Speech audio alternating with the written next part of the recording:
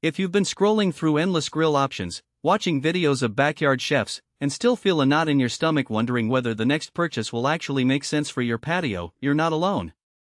I've spent the last few evenings watching people fire up everything from tiny portable burners to massive charcoal pits, and the common thread is the same: a fear of committing to a unit that looks great on paper but ends up sitting idle because it doesn't fit the way you cook or the space you have. That hesitation is real, especially when you're trying to balance the desire for that restaurant-grade sear with the practicalities of a weekend-only grilling schedule. Link is in the description if you want to check the product details on Amazon. Enter the COYOTE Outdoor Living 50-inch Combo Built-in Natural Gas Grill. At first glance, it's the sort of thing you'd imagine seeing in a sleek suburban backyard, the kind of unit that promises both a traditional grill surface and a flat-top griddle in one footprint. The big question, though, is whether that promise translates into everyday usability for someone who isn't a full-time pitmaster but still wants to impress a few friends now and then. Who should consider this grill?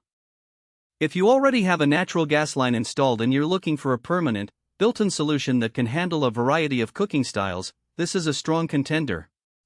The combo design means you can fire up the grill for burgers and hot dogs, then slide over to the flat top for a quick breakfast of pancakes or a stir-fry without needing a second appliance. That's a real space saver for medium-sized decks where a separate grill and griddle would feel cramped.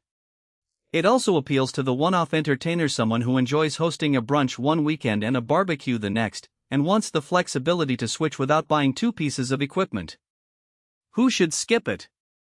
If you're renting, don't have a permanent gas line, or live in an apartment with strict balcony rules, the built-in nature of this unit becomes a liability.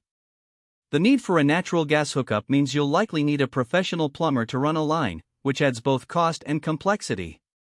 Also, if your cooking style is limited to occasional burgers on a small portable grill, the 50-inch width might feel overkill and could dominate your outdoor layout.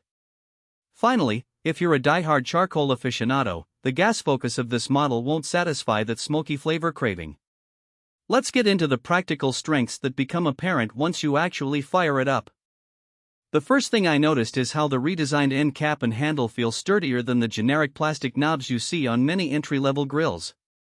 The handle has a rubberized grip that stays cool enough to adjust the burner knobs without a mitt, even after a half hour of steady cooking. The end cap, which houses the burners, appears to be insulated well enough that the surrounding cabinet stays at a manageable temperature, which matters if you have kids or pets nearby. The volcanic stone ceramic briquettes are another point that sets this unit apart. These aren't the cheap metal grates you find on budget models, they're made from a ceramic composite that retains heat longer and distributes it more evenly across the cooking surface. In practice, this means when you're searing a steak, the heat doesn't dip the moment you lay the meat down. The stone also adds a subtle mineral flavor that many grill enthusiasts describe as cleaner than the metallic taste you sometimes get from thin steel grates. I tested this by cooking a ribeye and a portobello mushroom side by side, and both achieved that coveted crust without any hot spots. Switching to the flat top side is seamless. The transition from grill to griddle is just a matter of turning a separate set of burners, and the flat surface is spacious enough for a small pancake batch or a couple of eggs. Because the flat top is also heated by the volcanic stone, you get a consistent temperature that's perfect for delicate items like fish fillets or breakfast hash.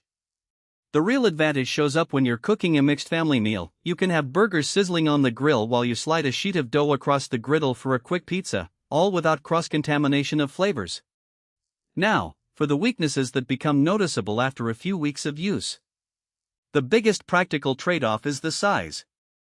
At 50 inches wide, the unit commands a substantial portion of any deck or patio. If your outdoor space is narrower than 8 feet, you'll need to be mindful of clearance for doors, walkways, and any adjacent furniture. The depth isn't massive, but the footprint can still feel imposing, especially if you have a compact layout. Another point is the reliance on natural gas.